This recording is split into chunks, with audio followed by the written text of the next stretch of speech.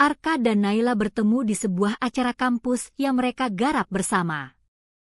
Awalnya, semua terasa biasa, sekadar rekan yang saling bercanda saat lelah.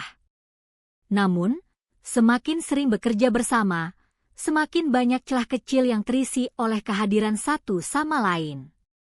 Senyum Naila menjadi alasan Arka betah di rapat yang melelahkan, dan suara Arka menjadi tenang di telinga Naila setiap kali ia cemas.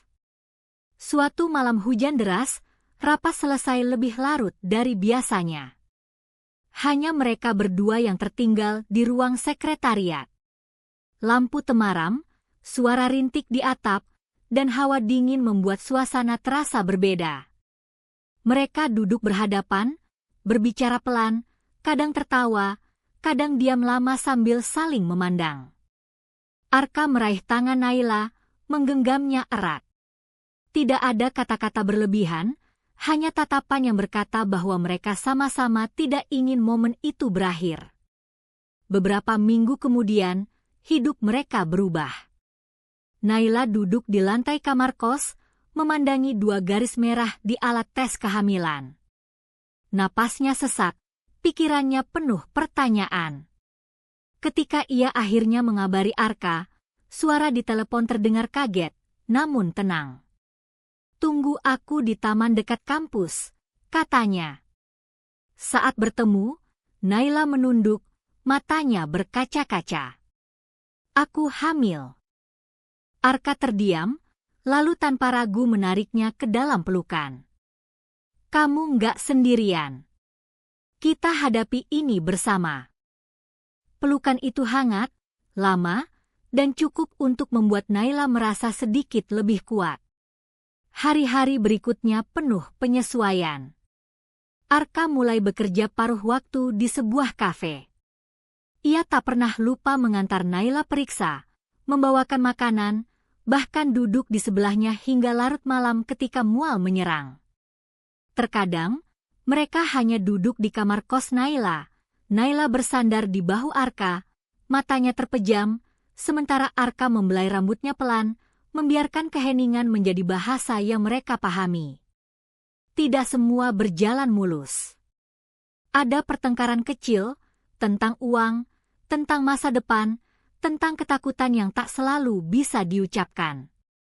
Tapi setiap kali Naila mulai menjauh, Arka menggenggam tangannya dan berkata, "Kalau aku pergi sekarang, siapa yang akan jagain kamu?" Kalimat itu selalu membuat Naila menangis, lalu bersandar di dadanya lagi. Masa kehamilan Naila menjadi perjalanan panjang yang penuh warna. Ada hari-hari di mana ia merasa begitu lelah hingga hanya ingin tidur seharian, dan ada hari-hari di mana ia tersenyum sendiri saat merasakan tendangan kecil di perutnya. Suatu sore, hujan rintik-rintik turun. Arka mengajak Naila berjalan di taman dekat kos. Mereka membawa payung besar, berjalan pelan sambil sesekali berhenti di bangku taman. "Dia bergerak lagi," ucap Naila sambil menatap perutnya. Arka meletakkan tangannya di sana, tersenyum hangat. "Hei, nak, ini ayah." Malam-malam tertentu, Arka sering terbangun mendengar Naila mengeluh. "Bayi kita aktif banget malam ini," katanya setengah mengantuk. Arka akan duduk di tepi kasur, mengusap punggungnya, lalu bercerita pelan tentang rencana masa depan, rumah kecil dengan halaman, dan pohon mangga di sudutnya. Naila akan tertidur di tengah ceritanya, napasnya tenang. Momen yang paling berkesan bagi mereka adalah ketika pertama kali membeli baju bayi. Mereka berdiri lama di depan rak, memegang pakaian mungil berwarna pastel. "Aku nggak nyangka segini kecilnya," kata Arka sambil tersenyum.